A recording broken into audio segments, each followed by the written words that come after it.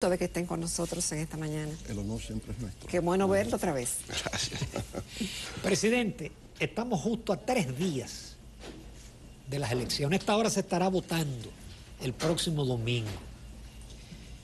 El país tiene una cantidad de encuestas serias que lo dan a usted con un buen posicionamiento, encuestas que no han tenido mucha credibilidad en el pasado, que dicen que el candidato contrario es el que está arriba, y encuestas que dan hasta empate.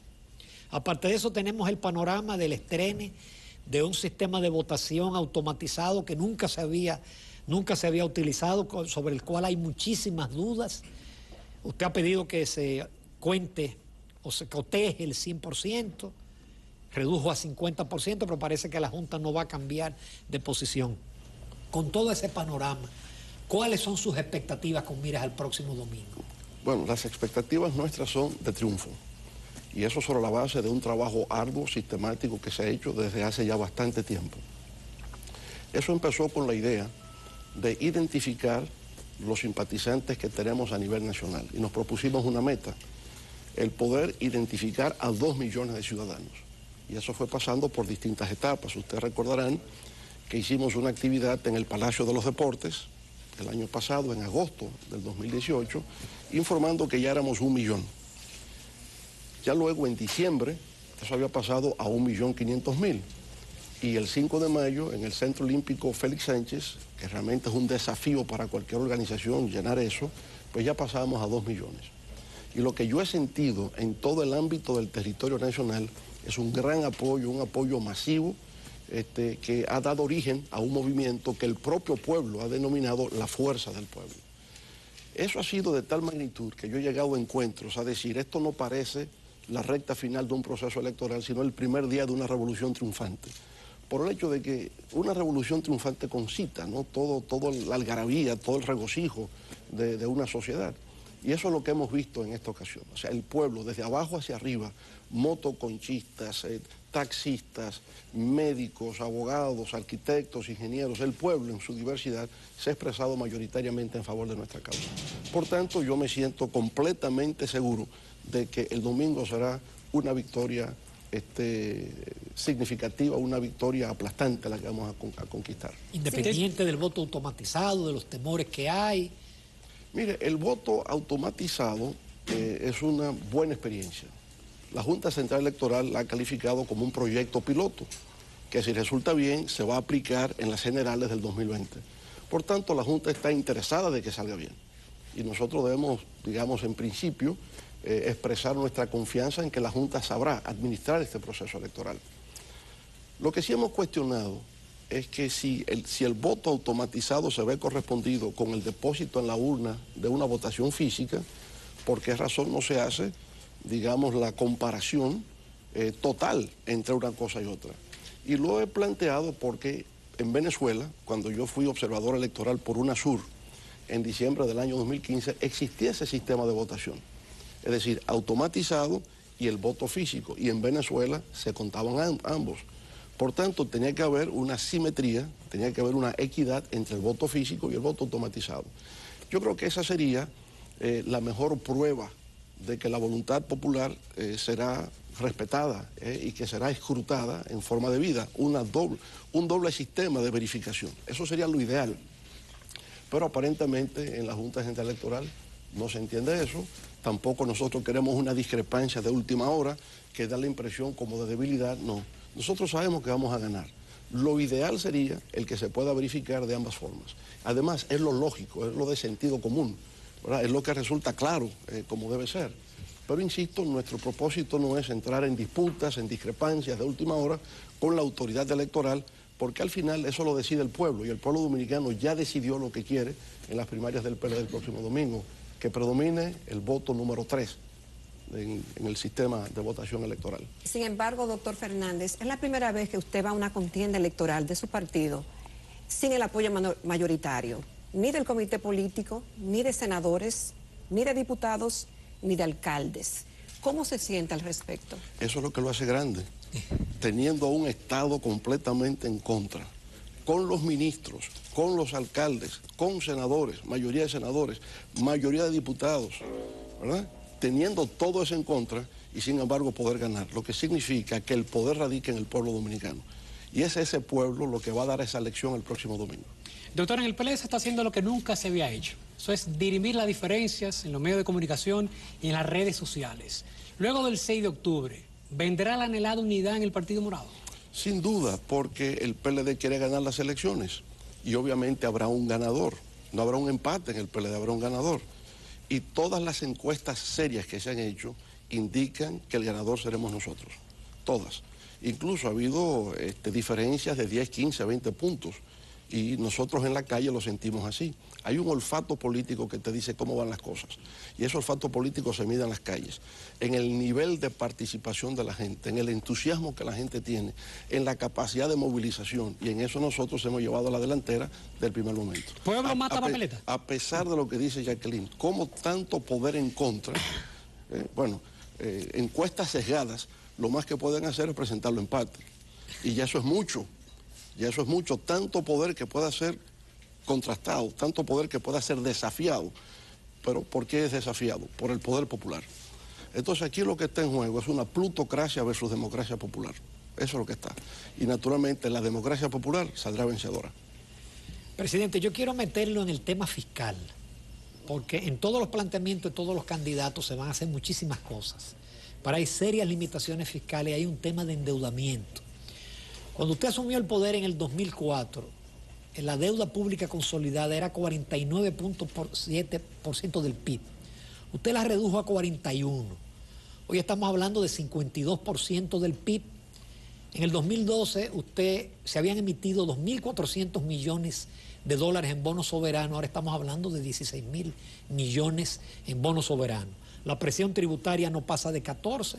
Hemos visto en estos días que el gobierno tuvo que someter un presupuesto para reducir 16.000 millones, el presupuesto de este año, del año 2019.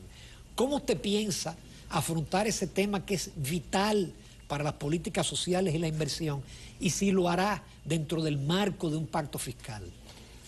Yo diría ahí, Ramón, que en el contexto de la Ley de Desarrollo Nacional 2030 se estableció la necesidad de la suscripción de un pacto fiscal. Y yo creo que debió haber sido este gobierno que suscribiera ese pacto fiscal. Ya será para el próximo gobierno, la próxima administración, la que le corresponderá llevar a cabo ese pacto. ¿Cómo lo concibo? Lo concibo en la necesidad de incrementar los ingresos fiscales del Estado, pero en forma tal que no resulte lesivo a la competitividad de las empresas. ¿Cómo encontrar ese punto de equilibrio? Será la labor de los técnicos, obviamente.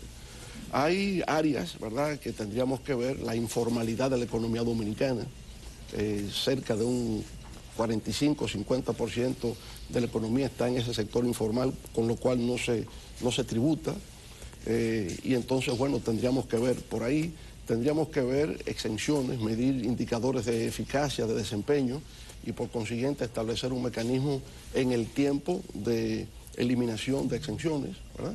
Es decir, hay por dónde buscar, pero yo diría, el drama nuestro es que ciertamente con 14.7% de presión fiscal, por debajo de la media latinoamericana, que es un 20%, países como Brasil, como Argentina, llegan a un 35% de presión fiscal y presión tributaria.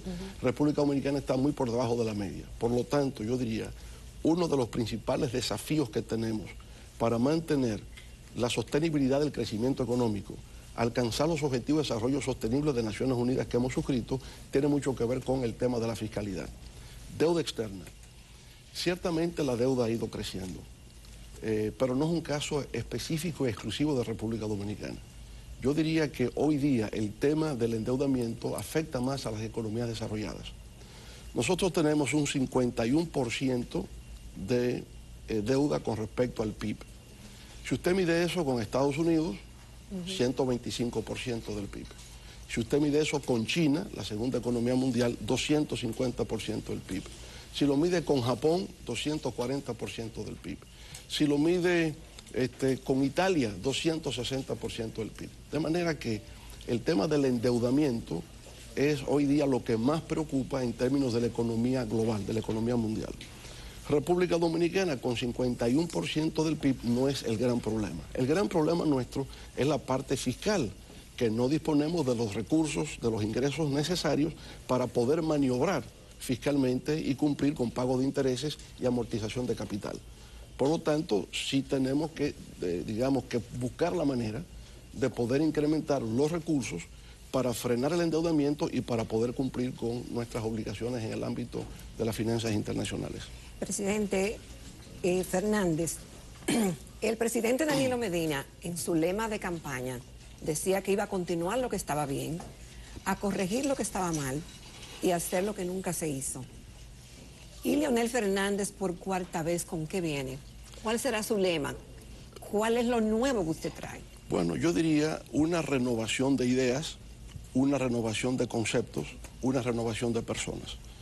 Y el lema que traemos es por una segunda ola de transformaciones en la República Dominicana que implica hacer el tránsito de un modelo de trabajo intensivo hacia un modelo de capital intensivo de uso transversal de la tecnología para mejorar competitividad, productividad, innovación y emprendedurismo. Ese es el esquema nuestro. Es un modelo de desarrollo que sea incluyente, socialmente incluyente, ambientalmente sostenible, que garantice crecimiento económico, que garantice estabilidad, un clima de negocios que permita nuevas inversiones y sobre esa base lograr que la República Dominicana continúe un proceso de modernización, de progreso, al mismo tiempo que de fortalecimiento democrático institucional. En esa línea es que nosotros vamos para una próxima administración. Dentro de esas nuevas cosas que usted pretende hacer, si los compañeros pudieran ver lo que hay en el estudio, hay muchas caras ya conocidas. ¿Vendrá esa nueva transformación con caras nuevas? Y hay caras no conocidas, igual. Por tanto, hay caras no conocidas ahí también, ¿verdad? Es una combinación de factores y de elementos. Usted no puede desdeñar por completo la experiencia. Claro. Usted no puede excluir totalmente a los jóvenes. Se llega a un punto de equilibrio donde las generaciones convergen. Y a eso es que aspiramos en un próximo gobierno, que todos se sientan parte. Todos los sectores sociales y todas las generaciones se sientan incluidas en un próximo gobierno nuestro del Partido de la Liberación Dominicana. Presidente, yo recuerdo su discurso en el año 96 de inauguración. Usted mencionó a Peter Drucker, el futurólogo. Todavía se hablaba de la sociedad del conocimiento, pero no se hablaba todavía ni se pensaba hablar de la cuarta revolución industrial. Usted entonces concibió el ITLA. Hoy el ITLA está preparando a los jóvenes para la cuarta revolución industrial. Usted concibió el parque cibernético y los community college. En términos de tecnología, dentro de esa nueva ola de cambios que usted viene, ¿qué nos trae? Mire, aprovecho esto. Cuando citaba Peter Drucker en el año 96, él se planteaba la sociedad postindustrial. Exacto. Todavía el concepto de social conocimiento no había surgido. Se elabora después, sobre todo en el marco de Naciones Unidas y la UNESCO. Entonces, en el caso específico dominicano, como usted ha dicho, desde el 1999, hace 20 años, la idea del Parque Cibernético de Santo Domingo, como la semilla a lo que debe ser el corredor tecnológico de las Américas. En lo que entiendo puede ser una alianza o integración con el estado de la Florida. Siempre lo hemos pensado así. Usted dirá, ¿por qué la Florida? Porque ya existe un comercio bilateral con la Florida aproximado a 12.000 millones de dólares al año. Mucho tiene que ver con zonas francas. En zonas francas hemos tenido un gran éxito en los últimos 50 años, que ha tenido que ver con textiles, con prenda de vestir, con calzado, equipos médicos, plásticos, etc. Y nos parece muy bien continuar en esa línea, trabajo intensivo, pero añadirle ahora capital intensivo, que es la parte tecnológica. Desarrollar entonces la industria del software, desarrollar robótica, desarrollar biotecnología, nanotecnología, que mucho de eso ya se está haciendo en el parque cibernético, el área de las telecomunicaciones. Entonces ahí viene lo del ITLA, porque no se puede desarrollar la industria de la alta tecnología si se carece de recursos humanos. En el ITLA se han graduado 50.000 jóvenes. Y es interesante ver este contraste, porque el debate nacional es de calidad de la educación. Nuestros jóvenes, cuando han ido a participar en los exámenes estandarizados internacionales de PISA, República Dominicana ha quedado en el número 70 de 70 países en el área de lectura comprensiva, matemáticas y ciencia. Da la impresión de que en términos educativos hemos sido un fracaso y que aunque el 4% del PIB para educación ha significado construcción de escuelas, ha significado la ampliación del desayuno escolar, ha significado también almuerzo, merienda, tanda extendida, etc. En la relación enseñanza-aprendizaje no se ha avanzado. Sin embargo, los estudiantes del ITLA participaron hace poco en una competencia internacional en China y de 90 países quedaron en el tercer lugar. Lo que indica que sí hay, en forma naciente, una educación de calidad en la República Dominicana. Ahora ustedes me dirán, ¿por qué eso? ¿Por qué razón los del ITLA resultaron exitosos y en términos generales hasta ahora no hemos avanzado en las 3 áreas de competencia fundamentales para una educación de calidad? El modelo del ITLA implica profesores de la India, profesores de Reino Unido, de Israel, de Corea, de Japón, de Estados Unidos, que han venido a compartir con profesores dominicanos, con un plan muy claro de formación de recursos en el área, en distintas áreas de alta tecnología. En Villa Tapia se formó un liceo experimental, que lo han hecho los compañeros allá en Villa Tapia. Eso ha estado al frente el alcalde nuestro en Villa Tapia, José Abut. ¿Y qué pasa ahí? Que han escogido el modelo STEM, ciencia, tecnología, ingeniería y matemáticas, añadiéndole ciencias sociales, humanidades y arte. O sea, es un sistema integral, de educación integral. Pero comparten también con profesores que vienen de la India y profesores que vienen de Estados Unidos y profesores que vienen de México. Y por tanto, esos muchachos tienen un nivel sumamente alto porque están entrando en relación con conceptos, con ideas que trascienden hacia el mundo de lo global. Y de eso es que se trata hoy día, tener visión de lo global para mejor comprensión de lo nacional, ¿verdad? De tal manera que tú puedas entender tu mundo para poderlo transformar, tener visión crítica, capacidad comprensiva, que es lo que está haciendo falta en el sistema educativo dominicano. Sin embargo, doctor Fernández, ahora que usted habla del ITLA, justamente leí unas declaraciones suyas en ese propio sentido, de que tal vez la diferencia es en cómo se imparte la docencia y la importación de talento para esa causa. En el tema de la educación, que lo que hace falta es calidad en la misma, ¿contemplaría un gobierno de Leonel Fernández traer profesores de Cuba, Venezuela, España, para reforzar justamente el talento en la República Dominicana de profesores? Mire, el intercambio internacional hoy día es fundamental para poder avanzar. Pero la ADP rabiosamente se ha opuesto, porque en el pasado, incluyendo en su gobierno, se contempló la posibilidad de traer profesores de otros países. Pero no es traer profesores para sustituirlos a ellos, es traer profesores para complementarse con ellos, pero también que ellos puedan viajar. Mi idea es que los profesores dominicanos, yo le tengo una propuesta a la ADP. La ADP existe, la ADP se organiza fundamentalmente con carácter gremial, defensa del interés de los maestros. Perfecto, eso es válido, es legítimo.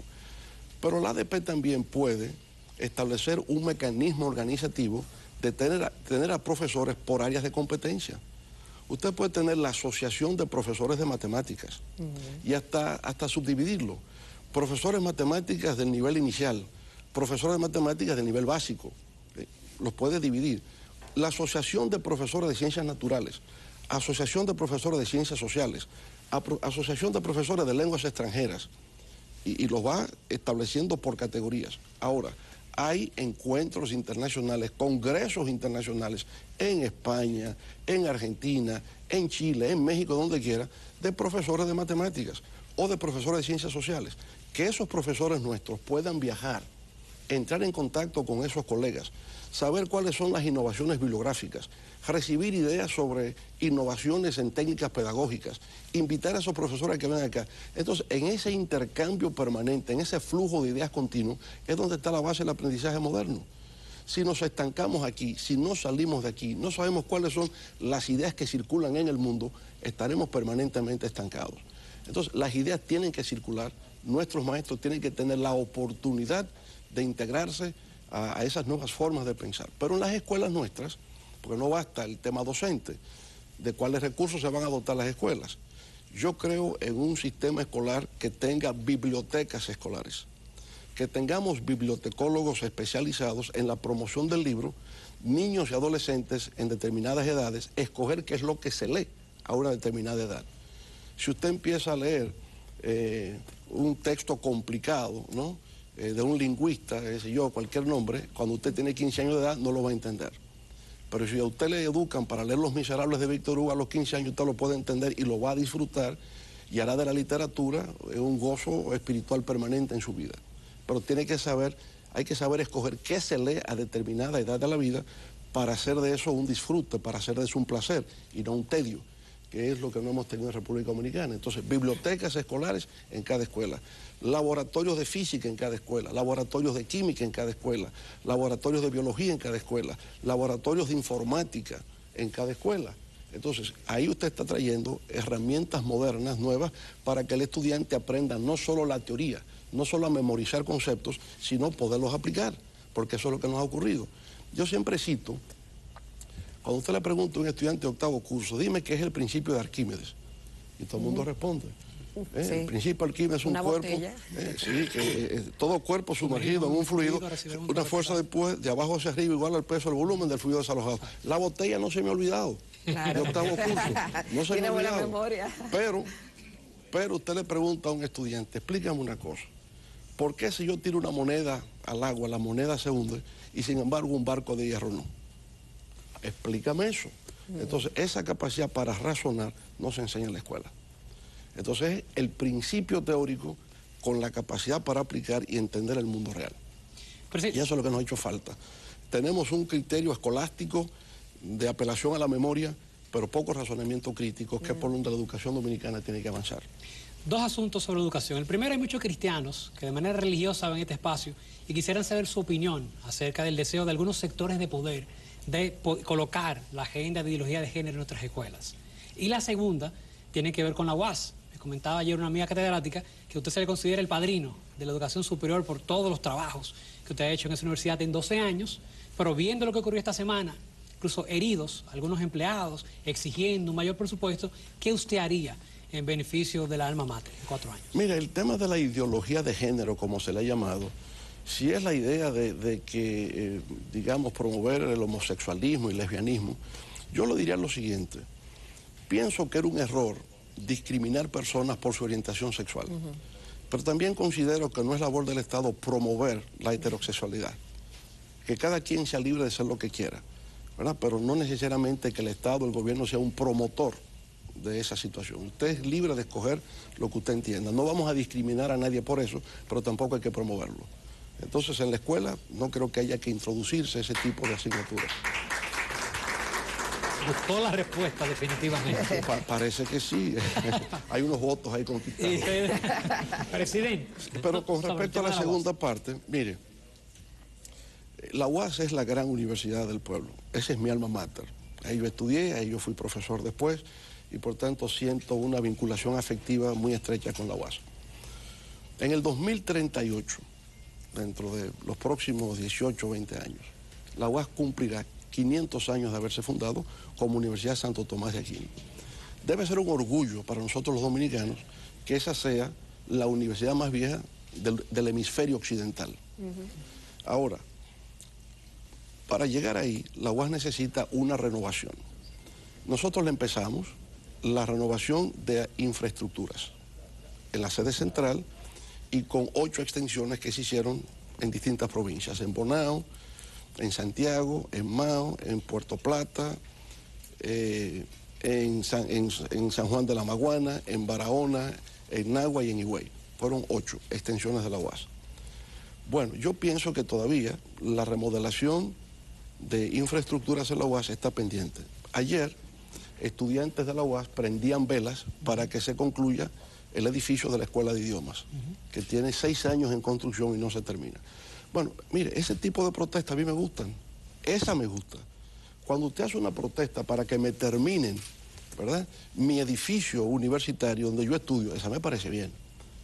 O sea, que es una protesta que está justificada. Eso me parece un poco una protesta que yo vi bellísima, que se dio en España, donde en Cataluña protestaban para que no se llevaran los archivos de la Guerra Civil para Salamanca. Cuando un pueblo lucha por la preservación de su memoria histórica, eso hay que quitarse el sombrero, tiene dignidad. Y lo mismo pasa con esto. Si yo lucho porque me mejoren mis condiciones de estudiante, que me arreglen el aula, que me modernicen el edificio, eso yo lo aplaudo, porque me parece muy bien. Entonces, la UAS necesita esa remodelación, esa modernización de su infraestructura, que haríamos en un próximo gobierno, aunque no se concluya. Eso será para varios gobiernos. Pero al mismo tiempo, la UAS necesita una renovación de su contenido curricular, de las distintas carreras. Y también necesita presentar nuevas ofertas académicas que vayan en concordancia con las necesidades de este mundo en transformación del siglo XXI. Ambas cosas. También la UAS necesita internacionalizarse, como hablábamos previamente. La UAS necesita un campus virtual, porque la población estudiantil sigue creciendo. La idea de extensiones regionales se están convirtiendo en extensiones provinciales. Pero una extensión en cada provincia no va a garantizar calidad de la educación, porque no tenemos tantos catedráticos en todas las áreas del saber que puedan impartir docencia en todo el territorio nacional. Entonces, un mecanismo de poder compensar eso sería a través del campus virtual, donde tendríamos también una modalidad de educación semipresencial. Recibe una parte en línea, ahora con los MOOCs, ¿verdad?, que es la modalidad que permite el mayor nivel de masificación y donde puedes tener profesores de todas partes del mundo que entren en el sistema MOOCs. Entonces, la UAS puede efectivamente hacer todo eso. La UAS demanda en estos momentos una revolución en el ámbito de la educación para estar preparada cuando llegue el 5º centenario de la celebración de su fundación. Presidente, todos los gobiernos en la República Dominicana han sido acusados de corruptos. Es más, las encuestas siempre dicen que el gobierno presente es el más corrupto de todos los anteriores. ¿Cuál es su idea en términos de la corrupción y en términos de las críticas que hay a la justicia dominicana y al tema de la independencia del Poder Judicial, del Ministerio Público? Mire, la corrupción es la gran epidemia global, ¿no?, de las últimas décadas, los últimos años. Usted encuentra corrupción en Europa, en España, en Italia, en Francia. Usted la encuentra en toda América Latina. El tema de Odebrecht contaminó a toda América Latina. Hizo el fenómeno regional internacional. Bien. Caso de República Dominicana. A todos los gobiernos se les acusa de incurrir en actos de corrupción. Pero aquí hay que, digamos, establecer una distinción. Lo que sería el concepto de megacorrupción, que es cuando un Estado deliberadamente promueve y fomenta la corrupción. Y otra cosa es cuando dentro de un gobierno aparecen personas, funcionarios, individuos aislados que incurren en actos de corrupción generando escándalos. Esas son dos cosas distintas. En África hay estados que promueven la megacorrupción, son estados corruptos, ¿verdad? Pero yo no puedo decir que Italia es un estado corrupto. En Italia hay funcionarios demócratas cristianos, social cristianos, del movimiento 5 estrellas, de lo que sea, que incurren en actos de corrupción, pero no es el Estado italiano. En el caso dominicano ha habido actos de corrupción que se cometen en todos los gobiernos. Ahora, durante nuestra gestión, el tema es si el Estado es indiferente a esas cosas que ocurren. Y yo lo que puedo decir es que nosotros nunca fuimos indiferentes y nunca fuimos insensibles al tema. ¿Por qué razón? Porque todo el tejido institucional que existe hoy día para prevenir, investigar y castigar la corrupción se instaló durante nuestra gestión de gobierno. ¿Cómo empieza a visualizarse esos criterios de prevención, investigación y persecución? A partir del Convenio de Naciones Unidas Anticorrupción. Y nosotros suscribimos durante nuestro gobierno ese convenio. Es parte de nuestra legislación. Segundo documento es el Convenio Interamericano Anticorrupción. Y nosotros suscribimos ese convenio que es base legal para realizar esos tres aspectos del fenómeno anticorrupción.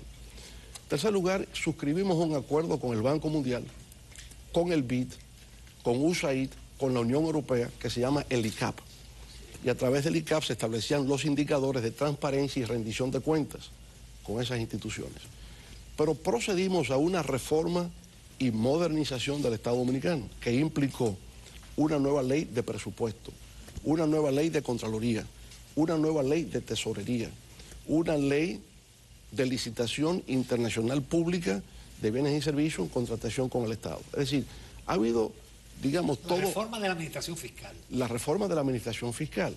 Digamos, aquí ha habido todo un concepto moderno, de un Estado moderno, para poder enfrentar todos esos actos dolosos, irregulares, que riñen con lo que debe ser la ética en la función pública. Hicimos también la ley de función pública y el Ministerio de Administración de Función Pública.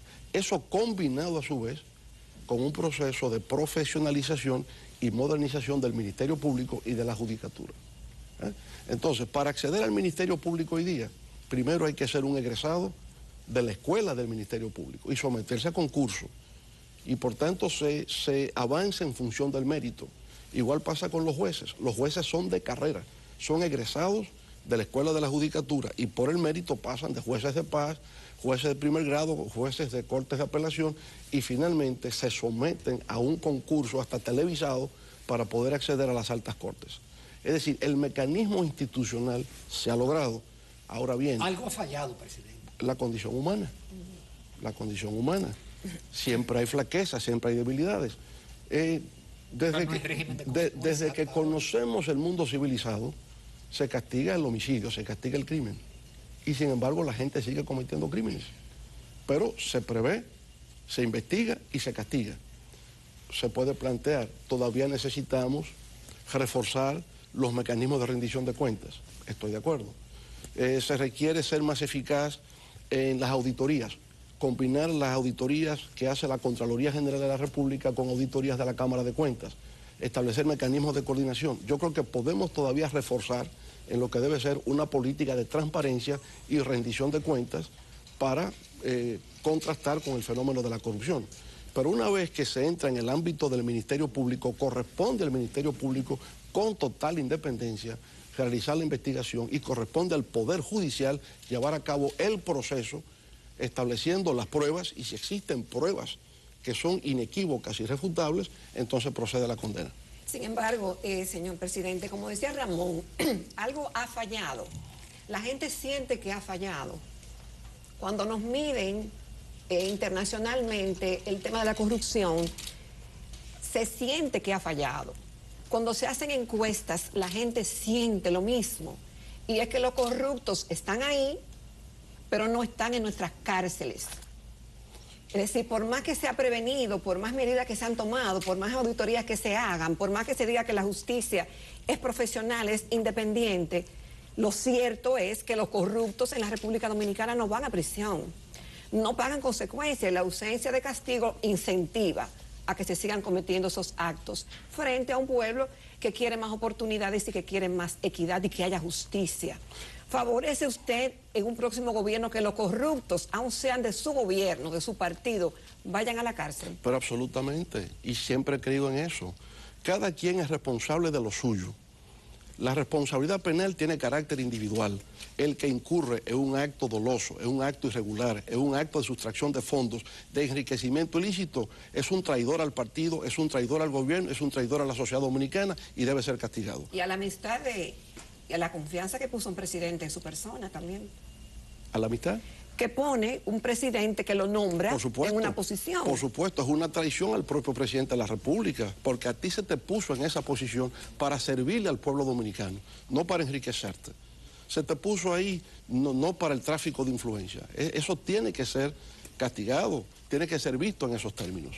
Está claro, yo comparto con usted la preocupación que usted tiene y la que tiene toda la sociedad dominicana con este tema, que no es solo dominicano, insisto. Es un tema que está en toda América Latina y que está incluso en el mundo desarrollado. Se habla de corrupción en China, se habla de corrupción en Rusia, se habla de corrupción en todas partes. Es la epidemia del servicio público del siglo XX y siglo XXI.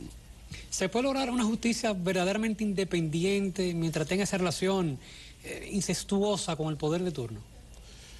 Mire, yo escucho el alegato, pero vamos a ver, Estados Unidos. ¿Quién nombra el procurador general de los Estados Unidos? El presidente. John F. Kennedy nombró a su hermano, a Robert Kennedy, como procurador general. ¿Quién nombra a los fiscales federales en los Estados Unidos? El presidente. Entonces, el problema no está en el mecanismo institucional de quién nombra, está en la condición ética de la persona que recibe el mando. Ahí es que está el problema, ¿verdad? Es decir, necesitamos códigos de conducta, que la gente desarrolle una ética personal, porque lo que pasa en la sociedad dominicana, vamos a entenderlo, no solamente es el poder, aquí hay una crisis ética en la República Dominicana, que hay una crisis moral que afecta a todo. ¿A qué porcentaje? Hipólito una vez dijo que el 99% de los dominicanos son corruptos. Yo no diría eso, pero yo creo que la sociedad sí está afectada por un problema de crisis moral. Y esa crisis moral se fundamenta en el hecho de creer que todo se puede, de que todo es posible. Y eso de lo más simple a lo más complejo. Todo se puede, todo es posible. Entonces, cuando una sociedad no encuentra el límite o el freno a la conducta humana, entra en esa desviación conductual, que es lo que establece esta crisis a la que hago referencia. Presidente, tenemos una pregunta de nuestra colaboradora Gina Almonte, ya con un tema específicamente político, porque nos hemos movido mucho en la parte técnica y vamos a dejar para el final todo lo que es el tema electoral caliente. Adelante, señor director, con la pregunta de nuestra colaboradora Gina Almonte. Gracias.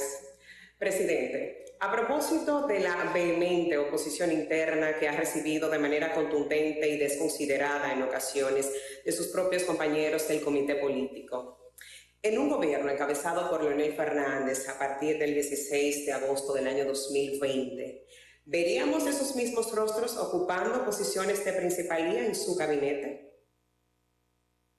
Mire, a partir del 7 de octubre se inicia un proceso de reunificación dentro del Partido de la Liberación Dominicana para ganar las elecciones el año próximo. En política, usted puede tener diferencias con un compañero o una persona en un momento dado y posteriormente tener coincidencias o haber tenido coincidencias en el pasado y diferencias en el futuro. La política es muy dinámica, la política es muy cambiante. Yo no puedo mirar estas diferencias actuales con carácter emocional. La política es una racionalidad. Ellos tendrán sus razones para oponerse, yo tendré mis razones para luchar por lo que estoy luchando. Pero una vez que se pasa el punto de divergencia, pues tenemos que entrar en un proceso de reunificación y mirar entonces los retos y desafíos que en común tenemos, ¿verdad? Y que son los del Partido de la Liberación Dominicana y de la sociedad dominicana en conjunto. Presidente, en un gobierno suyo, a partir del 16 de agosto del 2020, en caso de ganar las primarias el domingo y las elecciones en mayo, ¿usted continuaría con las visitas sorpresas del presidente Danilo Medina? ¿Continuaría con la ampliación del sistema 911? ¿Y continuaría con la jornada extendida de la educación? Mire, Perdón, presidente, si usted me permite, porque esa fue una pregunta que nos enviaron, también su visión del sistema agropecuario, porque se ha ligado mucho a la visita sorpresa con el tema agropecuario. Sí. Yo hacía visitas sorpresa el primer gobierno. Yo me aparecía inesperadamente en los hospitales. Yo aparecía en los barrios cuando nadie me esperaba. No tenía la denominación de visita sorpresa. Yo le llamaría ahora visita clandestina. Ok. De alguna manera, nada, o visitas Pero inesperadas. va a continuar con esas visitas. Cada presidente tiene su sello. Yo hacía el reconocimiento al mérito estudiantil, que considero una cosa bellísima. El presidente actual no lo lleva a cabo. Cada presidente tiene sus sellos, su sello de identidad personal. Esa es la del presidente Medina, que se la reconozco y se la aplaudo. Pero yo no puedo ser sombra de otro presidente. Tengo que tener también mi propia autenticidad. En ese sentido,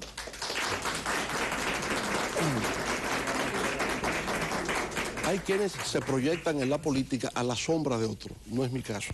Yo tengo que tener ideas propias, una visión propia y un estilo propio. Yo volvería a llevar a cabo el reconocimiento al mérito estudiantil y el reconocimiento al mérito profesoral, por ejemplo. Reconocimiento a personalidades distinguidas de la República Dominicana como modelo ejemplar de la conducta que debe servir de referencia a los demás. El 911, por supuesto que lo apoyo y lo ampliaría. Lo que se hace en el sector agropecuario, por supuesto que estoy de acuerdo con brindarle apoyo, asistencia al sector agropecuario para enfrentar el problema de la seguridad y soberanía alimentaria en la República Dominicana. Todo lo que está bien debe ser continuado, todo lo que está mal debe ser desechado y cada quien hará lo que nunca se ha hecho. Pero entonces, muchos quisieran que el país progrese, es el deseo de todos. Claro. Ahora, muchos jóvenes, lo digo por mis amigos, entienden que aquí no hay oportunidad. Se van a Europa, se van a Estados Unidos y se quedan por allá. Sí. ¿Qué se le puede decir a esos jóvenes? Ese es uno de los problemas que yo siento. La gente siente que aquí hay muchas limitaciones para todo, que hay limitaciones de oportunidades. Un estudiante que estudia periodismo le gustaría venir a trabajar en el Canal 11, pero no encuentra la oportunidad, por ejemplo. La gente entiende que tiene limitaciones para el empleo, para estudiar, para todo. Y eso es algo que tenemos que ir superando. Por eso es que el progreso tiene que ser incluyente. Pero para que el progreso sea incluyente, no ocurre de manera espontánea. Eso tiene que tener políticas proactivas. Hay que desarrollar políticas proactivas para hacer el desarrollo incluyente. Por ejemplo, el tema del primer empleo. Yo creo en pasantías, en base a una alianza sector público, sector privado. El estudiante recién graduado, en el área que sea, puede llegar a acuerdos con empresas de algún tipo de incentivo fiscal para garantizar esa pasantía por 2 años. Ese estudiante en esa pasantía va a desarrollar las destrezas laborales que se requieren y será un activo imprescindible ya para cualquier empresa. Porque también la universidad no enseña para la inserción laboral. La universidad enseña en principios teóricos generales, pero se aprende a trabajar trabajando. Entonces, esa oportunidad sí hay que crearla. La oportunidad, insisto, de que el joven pueda también viajar. Viajar es fundamental en el mundo moderno, porque conecta con otras formas de pensar, conecta con otras personas que a su vez abren puertas, porque es un mundo de redes. O sea, a través de una persona tú conoces a muchas otras que te abren puertas para poder realizar tus aspiraciones, tus sueños, ¿no? Entonces tú tienes que entrar en esa red. También yo digo a la gente lo siguiente: puede ser el estudiante más inteligente, el más disciplinado, el que saque las mejores notas, pero si te limitas, si te autolimitas solo a hacer eso, no vas a llegar a ninguna parte. Tienes que involucrarte.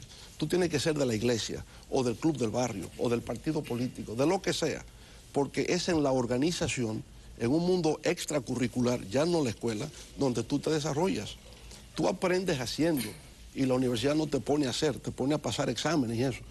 Pero tienes que involucrarte en el barrio, en tu comunidad, a ser parte de un proyecto. Y eso te va a proyectar, pero te va a dar conocimiento, te va a dar destrezas, habilidades para comunicarte, para organizar, para hacer cosas, y te pone en contacto con el mundo. Y eso te transforma, y tu transformación individual se convierte en una oportunidad para la transformación de los otros. Presidente, vamos a hacer una breve pausa comercial, casi como para tomar un poquito de agua. Y tomar un poquito de respiro y continuar, porque todavía nos quedan... Bueno, Jacqueline y Alfredo tienen un folder. Bueno, es decir, que nos quedan todavía muchas preguntas con el presidente del PLD, expresidente de la República y precandidato presidencial por el Partido de la Liberación Dominicana.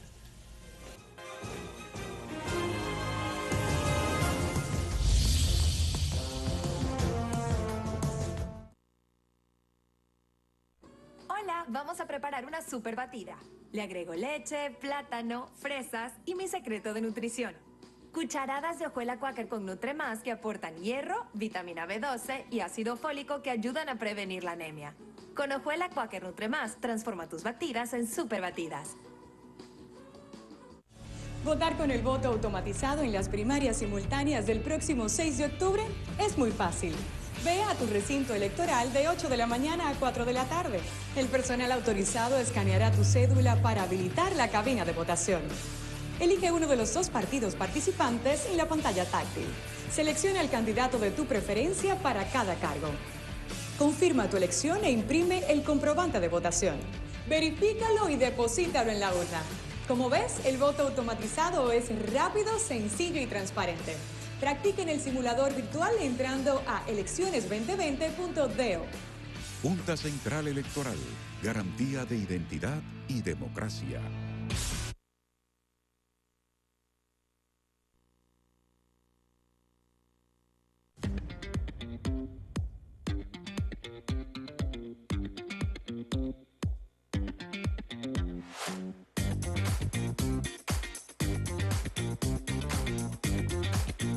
Detrás de una gran tarjeta hay una infinidad de beneficios. Solicita tu nueva tarjeta Infinia y sigue disfrutando de lo que más te gusta. Popular, a tu lado siempre. La salud de tu familia es lo más importante. Por eso la cuidas y la proteges. Para evitar los criaderos de mosquitos que transmiten el dengue, chikungunya y zika, elimina cacharros que acumulen agua en los alrededores de la vivienda. Para esto, sigue estos pasos. Bota el agua acumulada en los cacharros. Elimina lo que no te sirve. Y lo que te sirve, guárdalo bajo techo. Porque tu familia lo vale todo. Familia prevenida, familia sana. Un mensaje de Ministerio de Salud, USAID, SFH y PSI. Si quieres un mejor país, elige tus candidatos del PRM que ganarán en el 2020. Vota en las primarias del 6 de octubre. Da el primer paso. Si te inscribiste, ven a votar.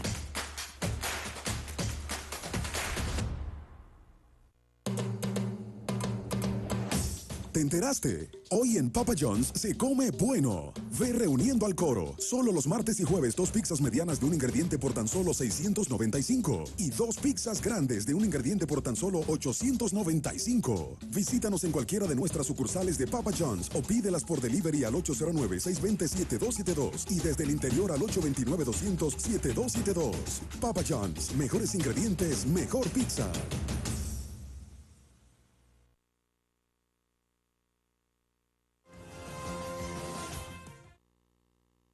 Royal Lavandería, los expertos en limpieza y empaque al vacío de trajes de novia.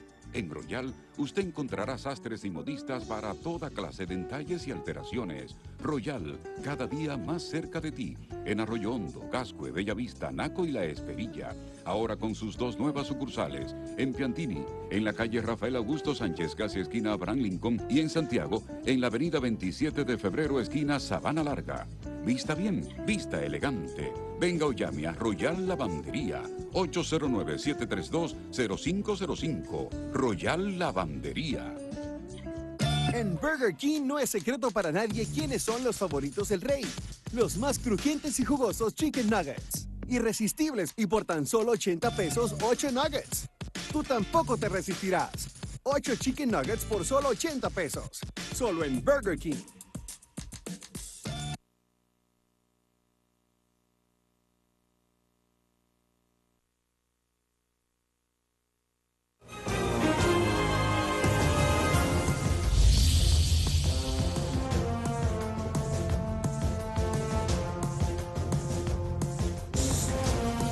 Continuamos, amables televidentes, con este toque de queda con el doctor Leonel Fernández, precandidato presidencial, a 3 días de las elecciones. Señor presidente, hay otro tema que involucra la salud y que involucra las pensiones, el tema de la seguridad social. República Dominicana escogió el modelo de Chile y Chile después de 39 años se ha dado cuenta que la gente se pensiona con menos que el salario mínimo. Incluso el Estado, en algunos casos, tiene que aportar recursos. Sí. Está sobre su agenda, en su agenda el tema de la reforma de la Ley de Seguridad Social en sus 2 columnas, pensiones y salud. Bueno, es parte del debate nacional en estos momentos. ¿En qué medida un modelo de capitalización individual puede ser eficaz para un trabajador que ha agotado su ciclo laboral y pasa a pensión o acceder a un sistema de seguridad social? Mire, primero la parte positiva. Nunca el ahorro nacional había sido tan grande como el que hemos logrado con los fondos de pensiones. Estamos hablando de 600.000 millones de pesos, o lo que sería igual, 10.000 millones de dólares. Interesante que el mayor ahorro nacional en la historia financiera de la República Dominicana corresponda a los obreros de la República Dominicana. Alguien diría en forma paradójica que los obreros dominicanos forman la oligarquía financiera de nuestro país, si lo vemos en términos del volumen de los recursos acumulados. Ahora bien, el tema está cómo multiplicar esos recursos que pueden servir para financiar las pensiones, ¿verdad?, de trabajadores que han tenido salario mínimo y que por lo tanto la pensión que recibirían sería prácticamente inútil para garantizar una vida de calidad. Ahí está el poder utilizar esos recursos para inversión en proyectos de infraestructuras, por ejemplo, que puedan representar un retorno que multiplique esa riqueza que ya existe. Lamentablemente, por razones de la economía dominicana, buena parte de esos recursos se ha utilizado en la colocación de bonos por parte del Banco Central para resolver el tema del déficit cuasi fiscal de la crisis financiera del 2003 y el Ministerio de Hacienda para financiar parte del déficit presupuestal. Bueno, no es que no le deja de ingresar recursos adicionales por pago de interés, pero pudiera ser mayor si se invirtiese en proyectos que beneficiasen a la propia clase trabajadora, como sería la construcción de proyectos de viviendas populares, ¿verdad? En fin. Entonces, por la vía de fondos de pensiones, yo no veo el tema tan grave todavía, porque el volumen que se ha generado es muy alto y por tanto va a permitir satisfacer las necesidades post periodo laboral de los trabajadores dominicanos. Pero ya hay síntomas preocupantes de algunas cosas que están ocurriendo. Por ejemplo, el hecho de que se haga un pago único. Un trabajador ha terminado su periodo de laboriosidad útil y le hacen un pago por 125.000 pesos y ya no hay más pensión. Entonces, ese trabajador que ganaba 12.000 pesos al mes va a sentir que 125.000 pesos es una fortuna, pero eso se le va a acabar. Y cuando se le acabe ya no hay más ingresos por otra parte. Yo eliminaría el pago único y que sea una pensión a lo largo de la vida, que no se le agote hasta que... A lo que tiene mérito para eso. A los pensionados, a los pensionados. Exacto, a los que tienen el derecho a la pensión, que tenemos que buscar la manera de ingresar a todo el mundo, porque a la pensión también deben entrar los trabajadores informales. Ayer los motoconchistas me decían, nosotros lo que aspiramos es también al derecho a la pensión y a ser incorporado a la seguridad social, porque en principios ese sector estaba concebido a ser parte de la seguridad social.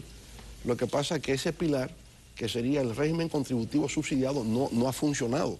Aquí funciona el régimen contributivo o el subsidiado, pero no el contributivo subsidiado previsto para el sector informal. Todos los motoconchistas dicen, bueno, pero yo soy un trabajador, yo tengo derecho a una pensión cuando yo termine y yo tengo derecho a ser incorporado a la seguridad social. Tienen razón. Entonces, el tema es cómo se financia eso, cómo se puede financiar. Las trabajadoras domésticas tienen derecho a la pensión y tienen derecho al seguro social. Entonces, nosotros hemos logrado cosas, vamos a ver si logro aclarar esto. En el 2004, cuando llegamos, en el régimen de seguridad social había 34.000 afiliados. Hoy hay 6 millones. Es un avance. ¿Cuál es el debate hoy día? Que esos 6 millones no tienen acceso a una cobertura universal. Que si sufren una enfermedad catastrófica, el seguro no te cubre por completo. Entonces, es un seguro que me sirve a medias. Tengo que buscar la manera de que me cubran la totalidad. El otro, la persona que pasa pensión ya no tiene el acceso al seguro social. No debe ser. Porque justamente es el momento en que más lo necesita. Entonces, esas cosas hay que arreglarlas, ¿no? ¿Hasta cuánto cubre el seguro? Es el tema. En materia de salud, ya propiamente, yo creo que hay un problema de tipo institucional que yo personalmente no lo veo claro. El rol del ministro con el rol del director del Servicio Nacional de Salud. ¿Quién manda? ¿Quién es que dirige? Entonces, el ministro se ve como que es la parte regulatoria. En ese sentido, un ministro de salud parece un superintendente, porque lo que hace es que regula. ¿Y quién es que lidia con los hospitales y la cosa? El director del Servicio Nacional de Salud. ¿Qué relación hay entre ministro y director? No me resulta claro. Entonces yo creo que hay que replantearse el diseño institucional del funcionamiento del Ministerio de Salud Pública. Con relación a los pacientes, ¿cómo funcionaría? Yo creo que hay una cosa conceptualmente clara. El punto de entrada al servicio de salud es la unidad de atención primaria. Perfecto. Pero la gente todavía no siente confianza con las unidades de atención primaria. ¿Por qué? El lugar luce precario, luce pobre, lo que es un pasante con una enfermera. Entonces, no se siente seguro de que va a recibir un buen trato. Segundo, hay un debate. Las clínicas privadas y el Colegio Dominicano de Médicos sugieren que el modelo actual no debe ser solo estatal. Las clínicas entienden que las unidades de atención primaria estatales les restan a ellos posibilidad en sus negocios de salud, porque las clínicas son negocios de salud. Lícito, porque también aquí tenemos un sistema mixto, la educación y la salud en su sistema mixto. Usted tiene escuela pública y escuela privada. Tengo hospitales públicos y tengo clínicas privadas. Y por tanto eso no es nocivo. Perfectamente puede ser. Pero es un tema que hay que resolver. ¿Queremos unidades de atención primaria mixtas o solamente estatales? ¿Cómo será? ¿Por qué no podría ser privada? Al fin y al cabo, ¿verdad? El Estado pone los recursos que el paciente decida, escoja si quiere ir a una clínica o si quiere ir a una unidad de atención primaria pública. Por ejemplo, lo que pasa en Estados Unidos con las escuelas. Hay una escuela pública, los padres creen que esa escuela pública es mala. El gobierno pone dinero, gobiernos del Estado, en manos privadas para que hagan lo que llaman un charter school, una escuela privada con fondos públicos. Puede haber una unidad de atención privada con fondos públicos, ya depende del criterio con que se quiera manejar. El asunto es que no afectemos esa parte privada de salud. Podemos perfectamente que resulte rentable a un precio razonable y a un servicio de calidad. Entonces, esos son los temas que habría que discutir. La atención primaria cambia el modelo, el paradigma de la salud pública, que en lugar de ser curativa se convierte en preventiva. No estamos para curar enfermos, estamos para prevenir enfermedades. Y yo creo que ahí también el concepto es correcto. Una salud de prevención no significa entonces llenar el país de hospitales, que ya tenemos bastantes, hospitales regionales, hospitales provinciales, ¿verdad? Y en fin, clínicas rurales, etcétera. Okay. Doctor, el tema de la inmigración ilegal, un tema que es de suma actualidad en el mundo actual y de mucho protagonismo. Y la República Dominicana no es la excepción. Sí. Hay serias preocupaciones por la inmigración ilegal en nuestro país, específicamente por la inmigración ilegal hasta ahora pacífica haitiana. Usted viene con un modelo definido de lo que haría en caso de las políticas migratorias y que sean efectivas y que se cumplan. Es que es muy simple, Jacqueline, aplicar la ley. Aquí se promulgó la ley 169-14, que establece el nuevo régimen de migración en la República Dominicana. Ahí está previsto todo. Entonces, lo primero es establecer el estatus migratorio. ¿Está en territorio dominicano en calidad de qué? Usted es turista, usted es trabajador temporal, usted es residente, algún estatus migratorio debe tener. Entonces, se ha decidido que a esos migrantes en República Dominicana hay que entregarles una tarjeta de identidad personal que especifique su estatus. Sobre esa base usted va delimitando lo que sería esa migración ilegal. Encuentra migrantes ilegales, repatriación inmediata, tomando en consideración sus derechos humanos, el sentido de la dignidad personal, pero repatriación. No hay que temer de que desde fuera te van a cuestionar. En todas partes del mundo están repatriando. Estados Unidos repatria migrantes dominicanos irregulares todos los días. Y deporte, deportación, todos los días. Entonces nosotros lo que tenemos que cuidar es la forma en que lo hacemos. Que no luzca atropellante, que no luzca desconsiderado, que no luzca inhumano. Perfecto, pero sí repatriación permanente, todos los días. Eso tiene que hacerse, ¿verdad? Lo otro es el Código de Trabajo. Y aquí tiene que haber un consenso en la sociedad dominicana, porque a veces pedimos cosas, pero cuando vamos a la realidad, entonces nadie la quiere aceptar. El Código de Trabajo establece que el 80% de la mano de obra es dominicana, pero hay muchas áreas donde predomina trabajadores migrantes sobre la fuerza laboral dominicana, específicamente el caso de la construcción. Obviamente, si usted establece 80% de mano de obra dominicana en la construcción, el costo de la construcción va a subir. Están los consumidores, usuarios dominicanos dispuestos a pagar la diferencia, ese es un tema. Correcto, entonces nos interesa algo por un lado, pero entonces no queremos asumir los costos, lo que eso significa por otro lado. Es decir, ahí estaría el problema, pero también reconocemos lo imprescindible que resulta para nosotros aplicar en forma rigurosa esta ley de migración en República Dominicana, porque la situación en Haití es cada vez más precaria, en todos los órdenes. Yo he llamado en estos días a Haití por vez primera, porque antes creía que quizás el término era excesivo, pero en estos días sí he considerado que es un Estado fallido. Es un Estado fallido. ¿Usted no favorece el muro fronterizo? Esa es una visión. Hay distintas maneras de hacer ese muro. Puede ser un muro físico, puede ser un muro tecnológico. El tema es encontrar la forma eficaz de detener la migración masiva ilegal. Yo pienso que hoy la tecnología te permite perfectamente con cámaras, drones, que ya se está usando. El actual gobierno ha empezado un proceso de colocación de tecnología de punta para evitar. Pero también los funcionarios que tenemos en Haití, que no den visas de más, ¿verdad? Que no incurran en corrupción, como dice Jacqueline, porque también hay mucho de todo eso. Claro. Para cobrar un dinero que no le corresponde, dan visas de más, entonces vienen esos problemas.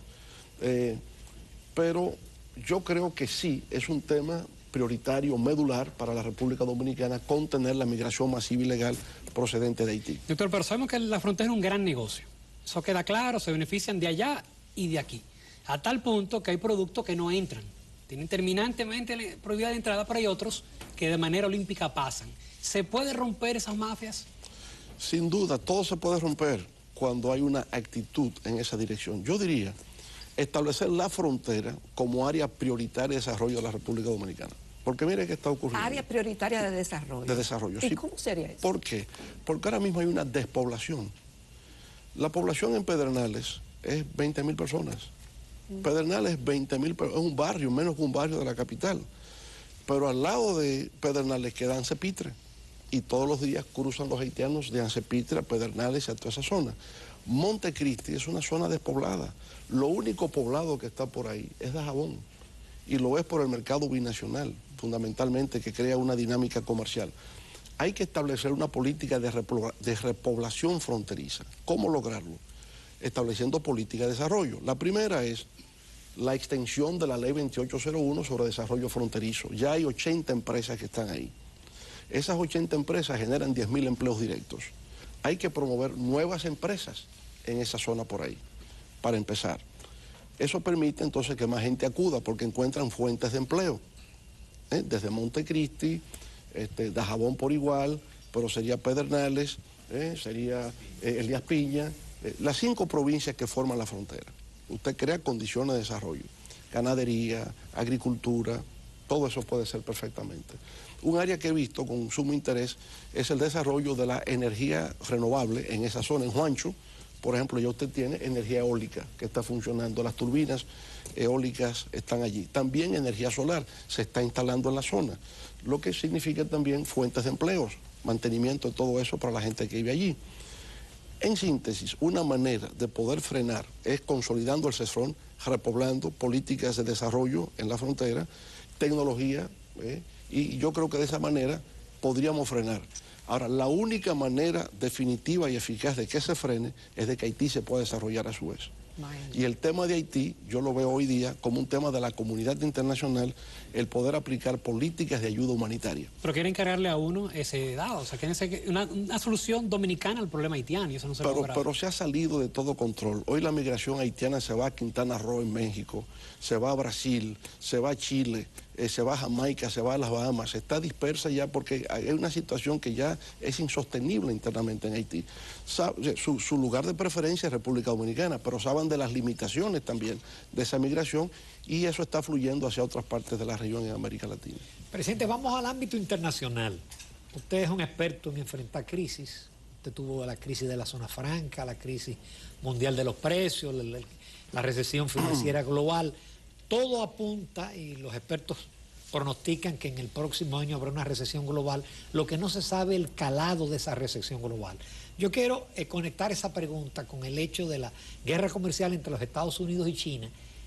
Y en su gobierno, ¿qué papel jugaría nuestro principal socio comercial, los Estados Unidos, y las relaciones con China, que fue muy criticado el momento en el cual se establecieron por parte del Departamento de Estado de los Estados Unidos?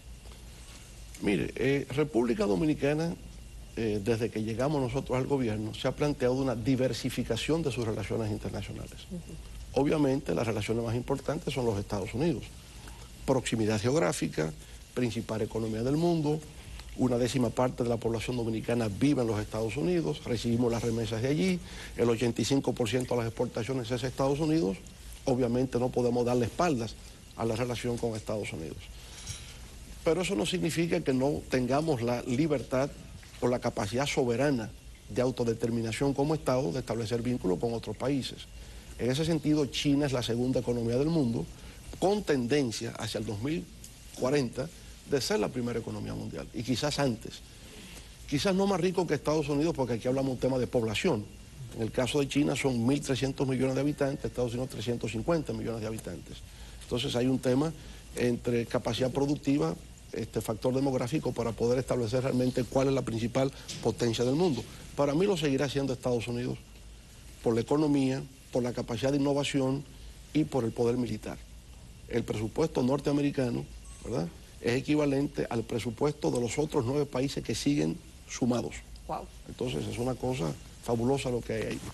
Entonces Estados Unidos, China, por supuesto, relaciones con el resto de América Latina, relaciones con Europa.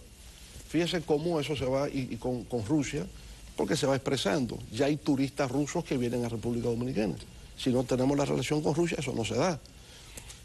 La relación con China, eventualmente vendrán turistas chinos a República Dominicana. Yo no lo veo en el corto plazo. Yo siento que un mercado turístico por lo menos se toma 10 años para desarrollarse. Usted puede empezar hoy, y es en 10 años que usted va a ver el gran flujo de turistas chinos viniendo a República Dominicana. Ojalá sea antes, pero yo creo que desarrollar mercados turísticos toma tiempo. Entonces el mercado nuestro es el mercado norteamericano, de turistas. La mayor cantidad de turistas vienen hoy día de Estados Unidos, de Europa. De Europa está viniendo menos, están viniendo menos turistas alemanes, menos turistas británicos, pero es la situación europea. Europa ha estado con un estancamiento económico durante una década por la aplicación de políticas de recorte al gasto público para hacer frente a la crisis financiera global. De América Latina vienen turistas de Argentina, vienen turistas chilenos, ¿verdad? Vienen turistas de algunos de esos países, de Colombia, están llegando algunos, pero el mercado sigue siendo Estados Unidos. Entonces, República Dominicana en su política exterior tiene que mirar el mundo. Su eje central, Estados Unidos, pero tiene que diversificar esa relación, ¿verdad? Y eso es lo que hemos hecho. Si República Dominicana no establece relaciones con China, no tendría un puesto en el Consejo de Seguridad de Naciones Unidas.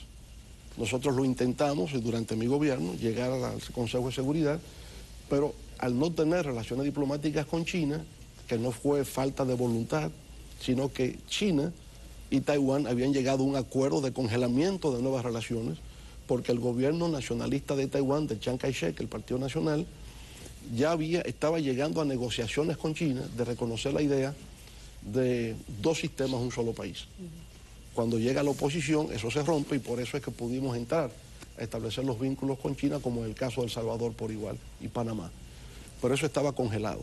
Ahora, al establecer las relaciones con China, el voto africano fue a favor para poder ingresar al Consejo de Seguridad. China es muy influyente con países asiáticos y con países africanos para el voto en Naciones Unidas. Eso lo permitió. Es decir, ¿usted entiende que este gobierno ha continuado la línea que comenzó usted en su primer gobierno de más apertura internacional, de tener una presencia y de ampliar nuestras relaciones internacionales? Sí, ahí es decir, valida. Sí, se continúa haciendo lo que estaba bien. Lo que estaba bien. Es decir, que este gobierno en materia internacional, de relaciones internacionales, lo ha hecho bien. Sí, y de hecho nosotros fuimos que sometimos la candidatura de República Dominicana para que en el 2018 pudiéramos acceder al Consejo de Seguridad, cuando ya sabía que no iba a ser presidente de la República.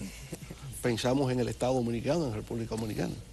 Aún con ese panorama internacional adverso, la necesidad de una reforma fiscal integral en el país, ¿usted vislumbra un país que siga creciendo, siga desarrollándose, aún con todo este juego en contra? Mire, es que paradójicamente la República Dominicana ha crecido y se ha desarrollado justamente porque ese panorama ha estado en contra. Paradójicamente. CEPAL proyecta para este año un crecimiento de 0,5% para América Latina. República Dominicana estará cerca de 5%. Ahora, ¿qué ha influido? ¿Por qué razón, sobre todo América del Sur, se desploma y República Dominicana, sin embargo, mantiene una tasa de crecimiento? Porque los factores que ocasionan el desplome allá ayudan al crecimiento aquí. Fundamentalmente, la importación de hidrocarburos. Es decir, cuando el precio del petróleo se desploma de $100 el barril a 30, eso afecta a Venezuela, eso afecta a Colombia, eso afecta a Brasil, pero ayuda a República Dominicana. Cuando usted tiene barril de petróleo a $100, el subsidio al sector eléctrico anualmente, Ramón conoce esto muy bien, son $1.500 millones al año. Cuando el petróleo baja a $30, son $400 millones al año. Hay un ahorro de 1.100 millones solo por el precio de los combustibles. Con eso fabricamos 2 líneas del metro. Con ahorrarnos eso son 2 líneas del metro. Entonces, 5 o 6 años consecutivos con bajos precios de los combustibles ha permitido al actual gobierno, entre otros factores, pero eso es fundamental, poder tener un crecimiento como el que ha tenido. En la medida en que empieza a subir el precio del petróleo, ya empezamos a experimentar alguna dificultad con el crecimiento, o sea, o menos crecimiento. No hay una desaceleración, no la hay estabilidad, hay crecimiento por encima del promedio de América Latina, pero factores externos coinciden con factores internos para hacer eso posible. ¿Usted garantiza la continuidad del crecimiento con estabilidad? Eso es clave. Eso es clave. Para que un gobierno tenga éxito, tiene que tener estabilidad macroeconómica con crecimiento. Descubrir también nuevos motores para ese crecimiento. Por eso es que decimos que hay que combinar un modelo exitoso en términos relativos que hemos tenido durante 50 años, acelerado en los últimos 20, que es un modelo de trabajo intensivo, combinarlo con uno de capital intensivo, que genere mayor volumen de riqueza que el que hemos tenido y a través de una política fiscal redistributiva sea incluyente para todos los sectores de la vida nacional. Y justamente... Un invitado, una persona por teléfono, me acaba de llamar, una persona humilde, preocupada por el tema de la vivienda. Sí. ¿Qué haría su gobierno en materia de vivienda? Tenemos un déficit habitacional de 1.200.000 unidades. Por tanto, también es un tema clave ¿Cómo hacerlo? El gobierno asume una parte que tiene que ver con construcción, remodelación, cambio de piso, de tierra por cemento, de ese tipo, ¿no? Pero al mismo tiempo, a través de la fiduciaria, poder establecer mecanismos con el sector privado, con el bono tierra, algún tipo de facilidad para abaratar los costos de la vivienda, poder masificarlas y enfrentar el problema del déficit habitacional de República Dominicana. Reconocemos que ese es uno de los temas sociales más sensibles, el déficit habitacional. Hay otra parte que tendría que ver también con la vivienda de alquiler, que tenemos que explotar ese otro renglón, ese otro mercado de vivienda para alquiler. Hay gente que no tendrá las posibilidades del crédito para la compra, para la propiedad, pero transitoriamente puede ser de alquiler. Buscar viviendas de bajo alquiler que permitan un mecanismo de dignificación de la condición humana hasta que esas familias estén en condiciones de acceder a un crédito y tener la propiedad de su vivienda. ¿Pero cómo se haría eso, presidente? Se requiere una nueva ley. Se requiere una nueva ley que cree incentivos para la inversión de construcción de viviendas para fines de alquiler. Ok. Yo tengo una pregunta, presidente, porque hay dominicanos en todas partes del mundo. Sí. Y especialmente nos ven mucho en Estados Unidos. Les haré un cuento que ustedes no me van a creer. Un día estoy con Juan Marichal por la Quinta Avenida de Nueva York. Ajá. Eso fue como en el 2002. Y entonces, caminando nosotros, vimos el Trump Tower, este edificio de Donald Trump. Y por curiosidad decidimos entrar. Estamos abajo viendo las tiendas del Trump Tower. Y aparece un ascensorista que es dominicano. Y nos dice que él es el ascensorista de Donald Trump. Que él nos vio y que le dijo a Trump que nosotros estábamos ahí. Entonces, bueno, el ascensorista nos llevó a la oficina de Donald Trump. Y don Juan Marichal y yo estuvimos ahí como una hora hablando con Donald Trump. Cuando bajamos, aparece otro ascensorista dominicano. Y esto que le voy a decir, no sé si es verdad o es mentira, pero nos lo dijeron. Uno se llamaba Lionel y el otro Hipólito. Bueno, presidente, muy buena anécdota para distender esta conversación, pero hay muchos dominicanos ausentes o dominicanos en el exterior que siempre tienen intenciones de que los presidentes, de que los gobiernos los tomen en cuenta. ¿Tiene Leonel Fernández alguna propuesta en agenda para los dominicanos residentes en el exterior? Bueno, usted sabe que toda la agenda con los dominicanos en el exterior fue promovida por nosotros. Primero, la doble nacionalidad en la Constitución Dominicana fue una propuesta nuestra. La creación de esta agencia de dominicanos en el exterior, que algunos aspiran que es un ministerio. Yo digo, para que sea ministerio tenemos que definir mejor sus objetivos, su presupuesto, cómo podría ser. Pero obviamente el hecho de tener los representantes en el Congreso de Ultramar es una creación nuestra. Lo que hay que ahora medir es la eficacia de eso, si realmente hay un nivel de representación. ¿Qué significa el legislador de Ultramar? ¿Qué vínculo real y efectivo existe con la diáspora? Lo que sí entiendo es que nosotros tenemos que prestarle atención a la diáspora por lo siguiente. Hasta ahora estamos hablando de 7.000 millones de dólares que entran por remesas. Pero por primera vez en el censo norteamericano, el número de nacidos allá es mayor que el número de emigrados allá. Es decir, de 1.900.000, ya 1.100.000 han nacido allá. De manera que hay una segunda generación que ya ha nacido, sobre todo en Estados Unidos. Eso va a generar una tercera generación que va a multiplicar los nacidos allá. Y la pregunta es, ¿hasta qué grado, por qué tiempo se va a mantener el vínculo afectivo de la diáspora dominicana con los que viven aquí? Porque cada vez esa relación se aleja porque su vínculo territorial es más con Estados Unidos que con República Dominicana. Entonces, lo que hemos pensado en ese aspecto es que, si bien las remesas pueden continuar, hay que buscar otras formas de vinculación, de integración. Por ejemplo, en este proyecto de alta tecnología, yo he estado en contacto con muchos jóvenes dominicanos egresados de colleges y universidades en Estados Unidos que son bilingües, que son biculturales, ingenieros industriales, ingenieros de informática.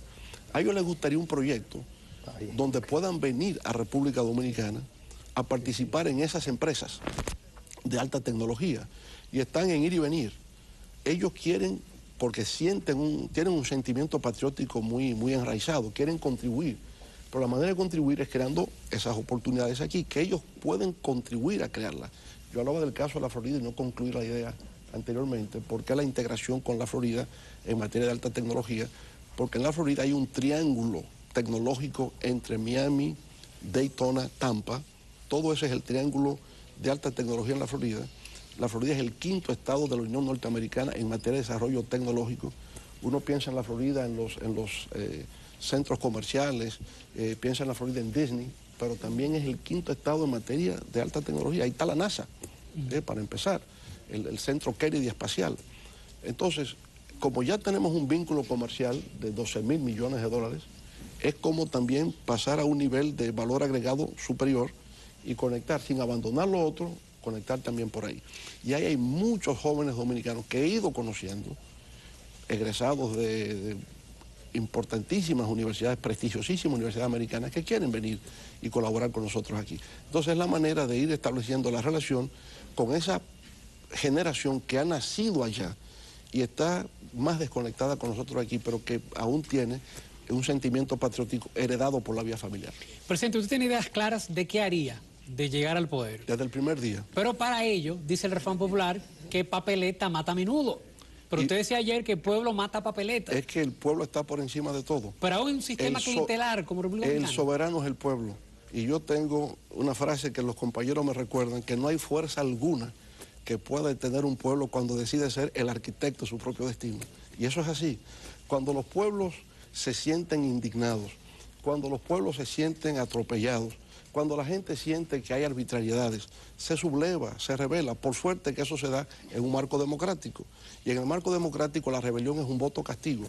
Cuando la gente se indigna frente a lo que considera, ¿verdad?, es oprobio, cuando la gente considera que es arbitrariedad, que es abuso, esa sublevación es un voto de castigo.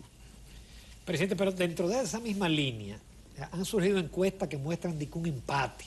Hay encuestas que quieren presentar que la cosa está muy cercana o que usted está derrotado. Daría la impresión como que se quiere condicionar a la población a la posibilidad de un tranque. Y si eso se le suma a las dudas que hay en torno al voto automatizado, todavía uno tiene más temor con esa situación. Mire, hay encuestas que están destinadas a manipular a la opinión pública, presentar una percepción diferente a la realidad. No dicen claramente si hay un empate, a qué empate que se refiere, si hay intención de voto o expectativas. Sí. Entonces usted puede decir, como hoy, la empresa Mark Penn, ¿no?, dice 46-46, pero 46-46 ¿de qué? No dice que es intención de voto. Yo tengo otra información sobre esa misma encuesta. En la intención de votos que no publican es 52-41. Oh, Dios. Esa misma. ¿Cómo lo sé? Bueno, eso no se lo puedo comentar a ustedes, ¿eh? Porque entonces revelo mi fuente. ¿Cómo lo sabe? ¿Cómo lo sabe? Ah, uno tiene sus amigos por todas partes. 46 es expectativa. Expectativa. Entonces manipulan a la opinión pública, dando a entender que hay un empate, que no existe tal empate. Aún en esa, sesgada, que no está financiada para favorecernos, le llevamos por lo menos 10 puntos de ventaja, que es mucho más que eso. ¿Su apuesta cuánto es, presidente? Nuestra apuesta es, en el mejor de los escenarios, 70-30. En el peor de los escenarios, 60-40. Pero como quiera, con la fuerza del pueblo, venceremos.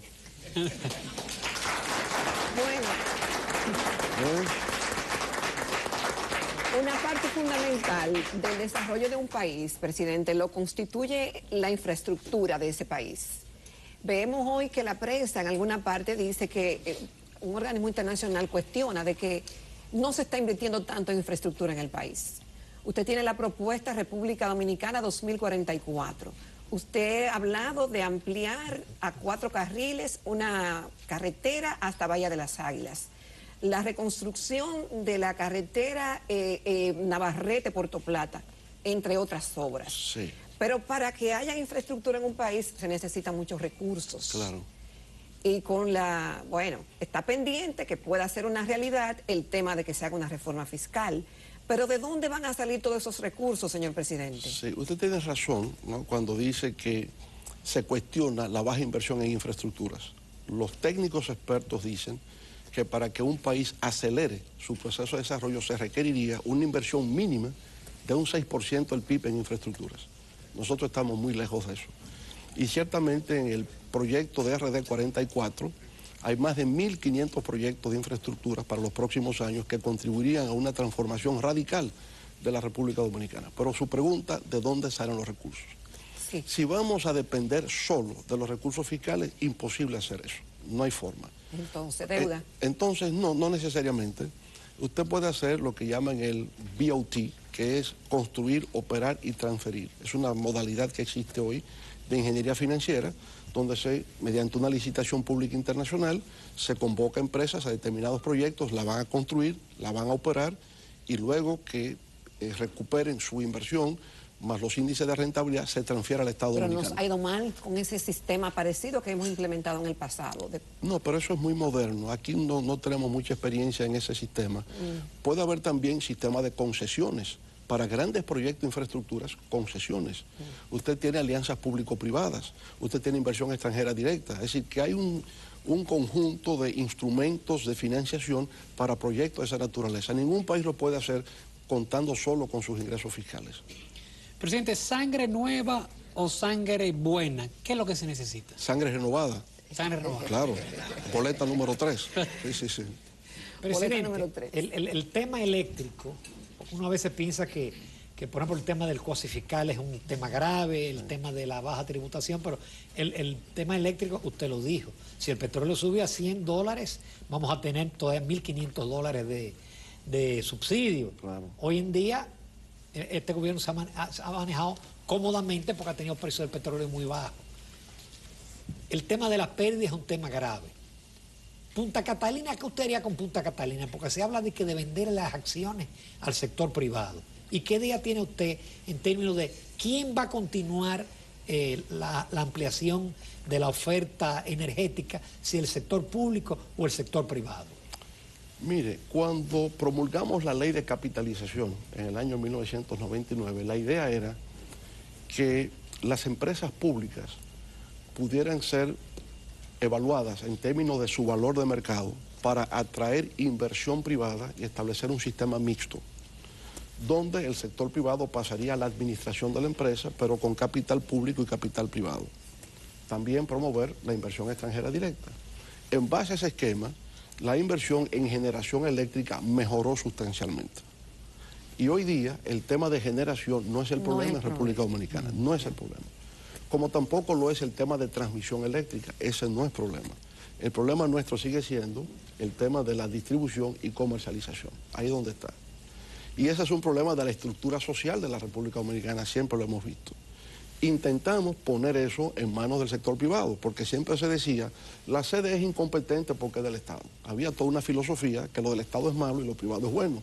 Y hoy sabemos que eso depende, que hay cosas del Estado que son buenas, cosas del Estado que son malas, y cosas privadas que son buenas y cosas privadas que son malas. Depende. El Banco de Reservas es un banco del Estado y es un gran banco. El mayor banco de la República Dominicana es un banco del Estado.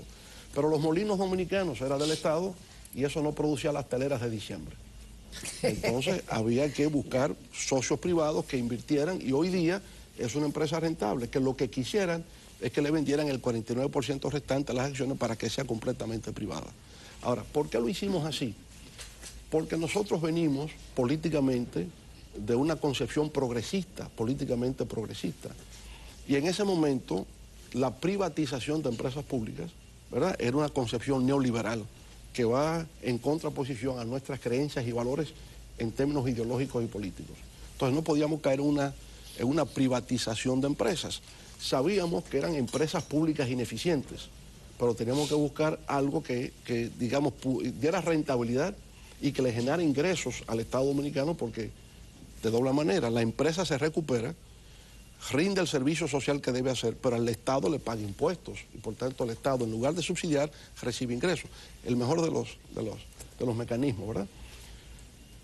Eso ha funcionado. Entonces, mirando a futuro, el tema de Punta Catalina ayuda a la generación, porque estamos hablando de ingresar al sistema.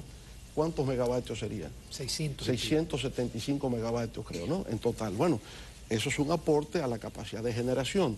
¿Usted me diría que con eso queda resuelto para siempre el tema eléctrico de la República Dominicana? No. Reducción de pérdidas, que tiene que darse por la vía de la distribución y por la vía de la comercialización.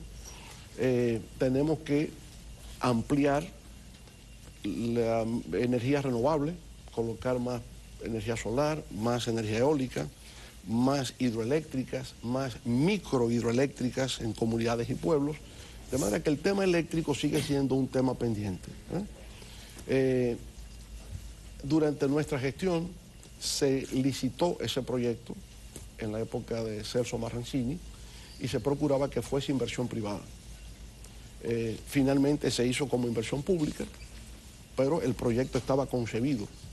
No iba a ser a carbón, habíamos pensado en gas natural, pero esta puede ser convertida a gas natural en el futuro, por lo que se me ha explicado, de manera que en términos de generación creo que va a ser útil para la República Dominicana, para generar 600 y tantos megavatios que no teníamos. Si la economía se sigue expandiendo año tras año, hay que agregar nueva energía al sistema, hay que seguir generando más. Ese es un tema que nunca se resuelve. Si estamos construyendo edificios, ¿no?, de 20 pisos y tal, la energía es nueva energía que hay que agregar y por tanto hay que seguir construyendo nuevas plantas o ampliando la capacidad de generación de las ya existentes. Por eso es que digo que el progreso nunca se detiene. El progreso es un proyecto siempre en permanente construcción. Bueno, a usted le encanta la tecnología, le gusta la democracia, nos ha hablado de modernidad. Y es modernidad, señor presidente, de que los candidatos, en el caso suyo, si llega a ser candidato presidencial, es que vaya a un debate. Veremos a Leonel Fernández en un debate con el opositor, en caso de ser Yo candidato. lo que he sido es abogado penalista. Ese era mi oficio inicial. Me fascina el litigio. El litigio penal siempre me fascinó. Exacto. Ahora, un debate requiere de cierto protocolo, de ciertos niveles, ¿verdad? Y entonces lo que se estila es que usted vaya a un debate con uno. Cuando usted ve el debate norteamericano, es el republicano y el demócrata. Exacto. Entonces, si aquí es uno contra uno, sin duda alguna, que con mucho gusto. Pero si usted me está sacando candidato que va a sacar el 0.5% y el otro, me arrabaliza el debate y así no. Ya. Es decir, usted sería con el que esté puntero. Con el que esté puntero. Es decir, con el que esté puntero. Pero desde ya. Pero desde ya. Desde ya. Cuando quiera. Vamos a hacerlo eso, claro, si llega a ser el candidato, ¿no? Presidente.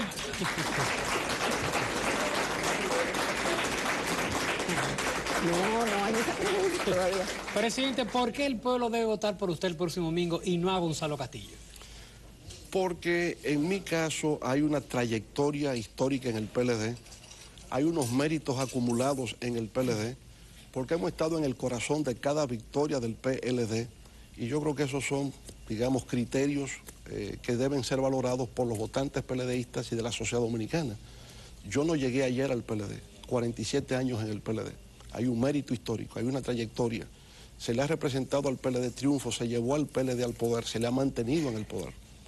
Yo creo que ahí hay diferencias notables entre uno y otro.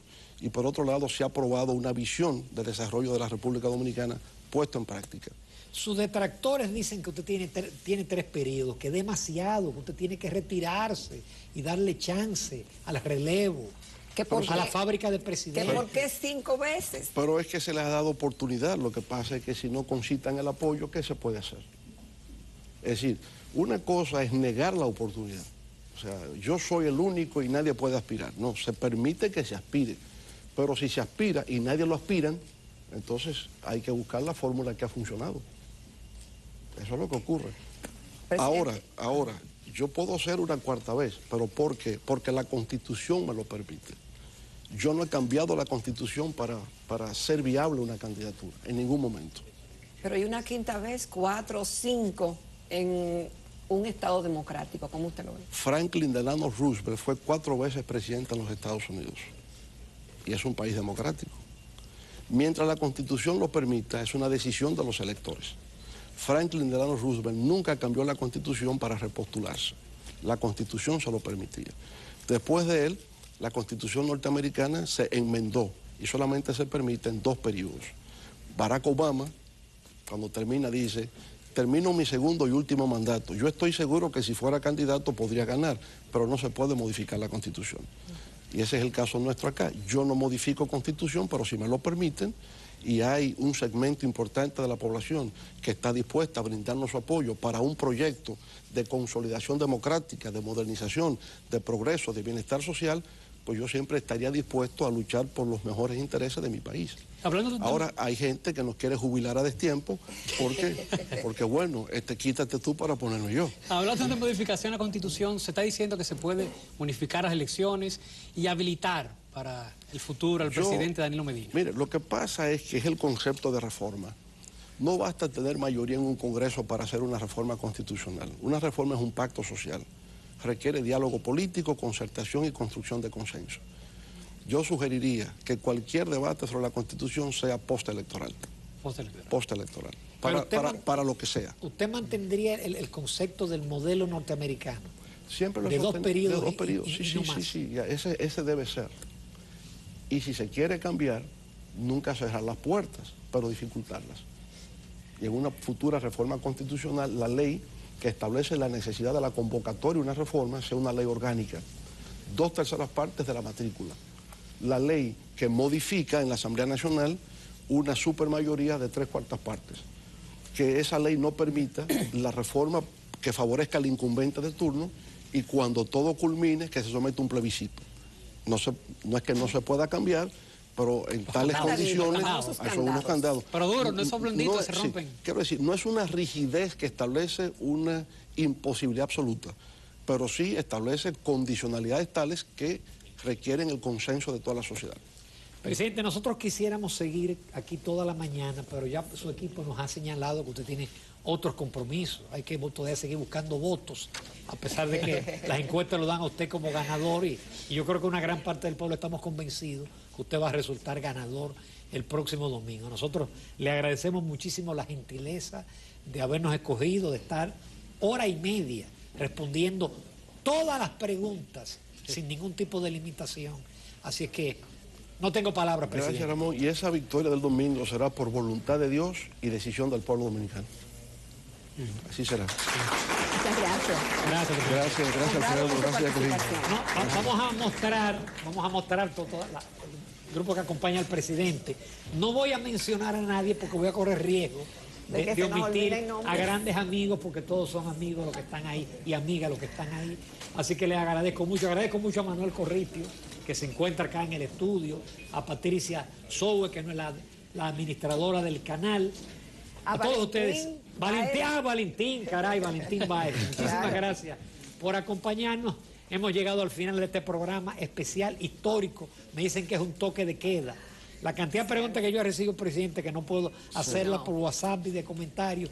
De nuevo, muchísimas gracias y el 6 es el día. Es el día. El día del desembarque en Normandía. Amables televidentes, muchísimas gracias por la atención. Este programa va a estar en YouTube en unos minutos, en Telematutino 11RN, también en la página web del periódico Hoy, hoy.com.do. Es decir, que tiene, el que no pudo verla completa, tiene todas las posibilidades de disfrutar y de gustar, porque aquí se trataron todos los temas. Muchísimas gracias.